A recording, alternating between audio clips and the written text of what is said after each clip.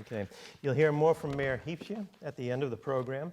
We're going to start now with some introductory remarks from Kateri Callahan, who is the president of the Alliance to Save Energy. For those of you not familiar, the Alliance has been working for more than 3 decades to advance energy efficiency worldwide to achieve a healthier economy, a cleaner environment, and greater energy security. They've always prided themselves on being bipartisan. Energy efficiency is an issue that both the left and the right can get around, and that seems to be particularly important in the political environment we live in today. Kateri has been the president of the Alliance since January 2004, where she leads a staff of nearly 90 people and an overseas budget of approximately $17 million annually. This is a very significant organization that conducts policy, communications, research, education, and ultimately market transformation initiatives in the US and more than a dozen other countries. Kateri, welcome. Thank you.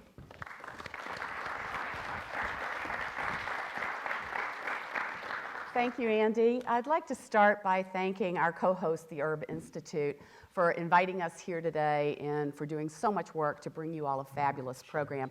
I'd also like to thank in particular Tom Catania, who is, I think, a resident at the Herb Institute.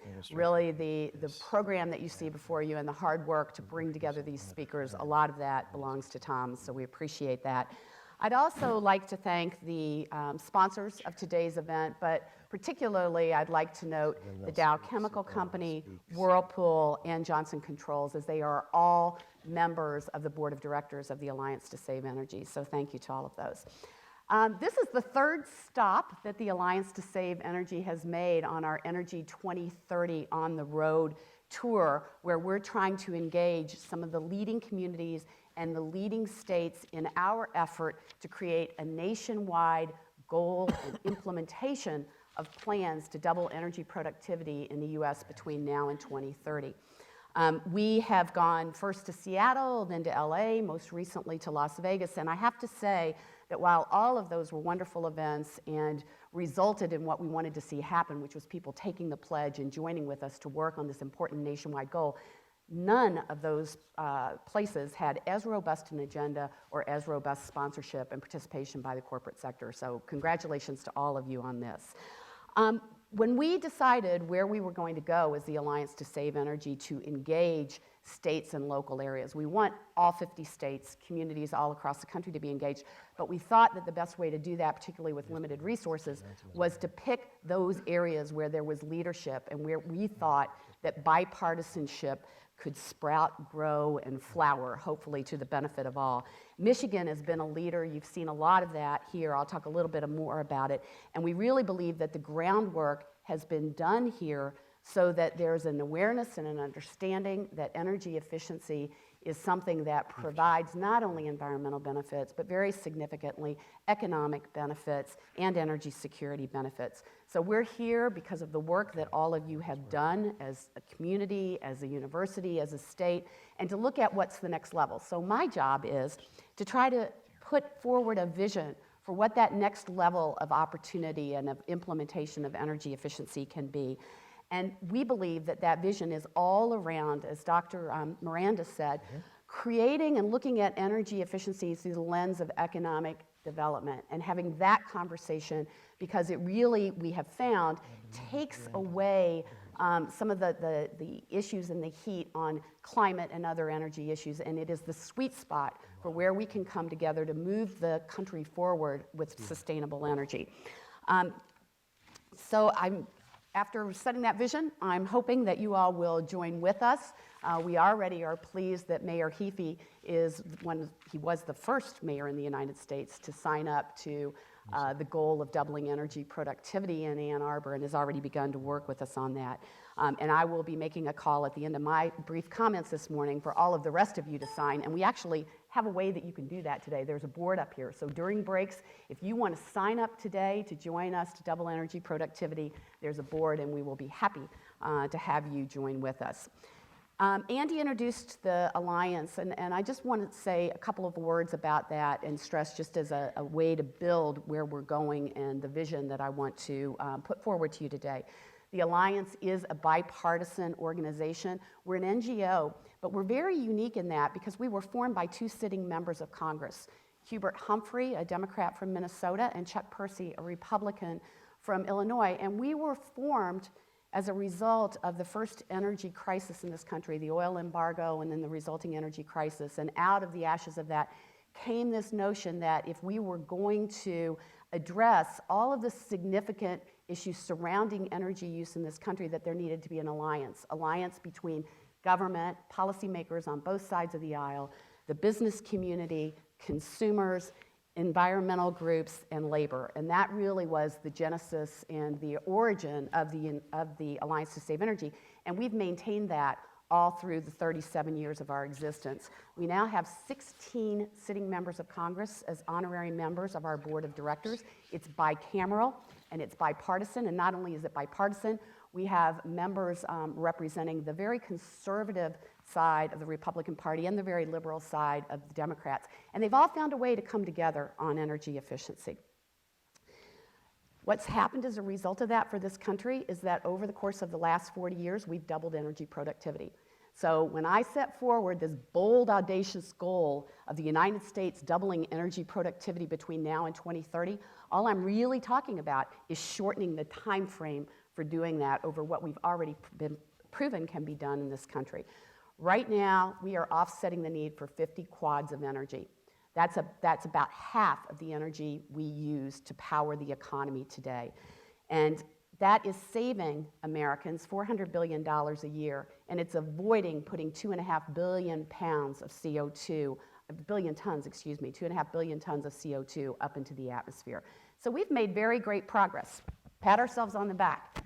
Guess what? There is so much more that can be done, because energy efficiency as our first fuel is kind of the gift that keeps giving. We waste currently over half of the energy we use. So there's a very, very great opportunity to do more and use energy more wisely. The Alliance to Save Energy looked at that and said, well, how are we going to do that?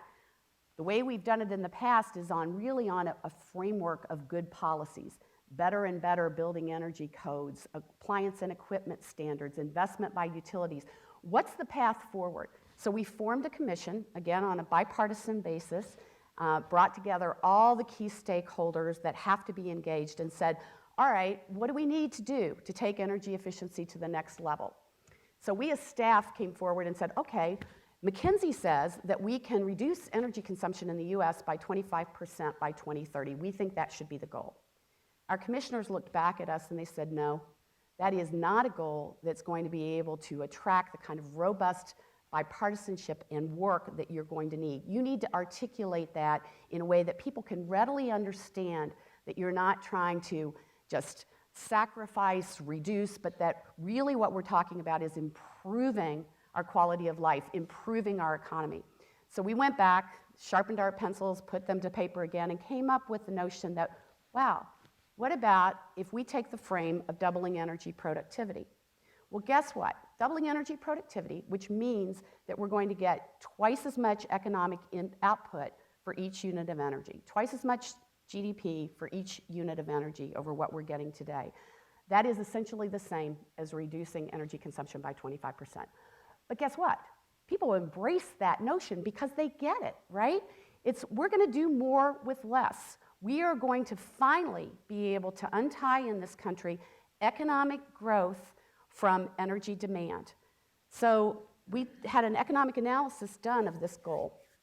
It was the first order of business for our commission to see, well, what happens if we do this? So as a nation, we will save $327 billion a year by the year 2030. What does that mean to families? Because again, if you want to engage people, you've got to speak to them directly. We found that what that means, doubling energy productivity, is the average family in the US will save over $1,000 a year on their monthly utility and transportation bills, their energy bills. What does it mean in terms of jobs? It means we will create 1.3 million jobs. It means GDP is improved by about 2% per annum if we're able to do this. Now, it doesn't come free. There's an investment required. It's going to take about $168 billion of investment to realize that $327 billion in savings, but that's a pretty darn good return on your investment. The other part of the big, huge benefits that we don't even have to talk about, to Dr. Miranda's point, but that are really, really significant, is if we double energy productivity, it's a very, very important way to address climate change. So I talked about the economic benefits, $327 billion, that's what sells it. But guess what? If we do this, it means that we will reduce CO2 emissions to a third below where they were in 1995. A third below where they were in 1995. So a very, very significant climate piece of business, if you will, as in addition to being an economic. So how are we going to make that happen? So we had the economic analysis done, and everything looks good, but is it doable? We had NREL, the director of NREL, the National Renewable Energy Lab, was one of our commissioners, and they modeled to see if policies could get us there, a policy framework. And the answer to that was yes. So our commissioners came up with 54 recommendations. They said they needed to be bold, but they had to be actionable, meaning that they could attract the kind of support in communities and states at our national level that would get them put into law or put into place. We found that those strategies, those 54 recommendations, about half of which are directed at the state and local level, they really fall around 3 strategies. And you're going to hear panels that are going to go into detail on this today. But the strategies, and Governor Snyder said this, it's to invest. We have to invest, we have to modernize, and we have to educate. So the strategies are there. They're very, I think, comprehensible to lay people, to policymakers, to civic leaders alike. And the recommendations that we have all fit very well under those. Michigan has already employed many such strategies. If you talk about investment, the state buildings have reduced their energy use in Michigan 25% over the last 10 years. The University of Michigan has saved over the course of the last 30 years $78 million in avoided energy costs because of investments they've made. On the modernization part, you can think about hard infrastructure and modernizing, but think about soft infrastructure, and we've got the Public Utility Commission here today. They have modernized the rules around utility investment, and there has been investment since 2008 of $1.2 billion by utilities servicing customers in Michigan. And for that investment, for each dollar investment, there has yielded $3.55 in savings. On education, you have some great public-private partnerships that have been put in place here that are helping to educate in NGOs, from Michigan Saves to Next Energy to the Clean Energy Research Center. There's so much education and awareness activity going on in the state. So it's a great base, and we hope with that base that we can help and work together with you to launch to the next level. We need Michigan to take a lead for us and to get out there and proselytize to other communities, other states, other universities, that if we work together, we can achieve this nationwide goal of doubling energy productivity between now and 2030. So again, let's get to the program today where we'll talk about the ways and means to do that. I hope once the day comes to a close, you will be persuaded that doubling energy productivity is something that, while good for the nation, and that's great, we all live in our own little communities and worlds, and I think and hope that you will see that doubling energy productivity will have real meaning to you, to your family, and to your communities, and we can join together and work on that goal. So I encourage you to sign up to be a part of what we have to do. We will be working with you as we can. We also ask that you help us to persuade our national leaders that they need to get into this game in a big way as well. So thank you for your time, and I hope that you will leave here and be as true a believer in energy efficiency as am I and the other folks at the Alliance to Save Energy. Thank you.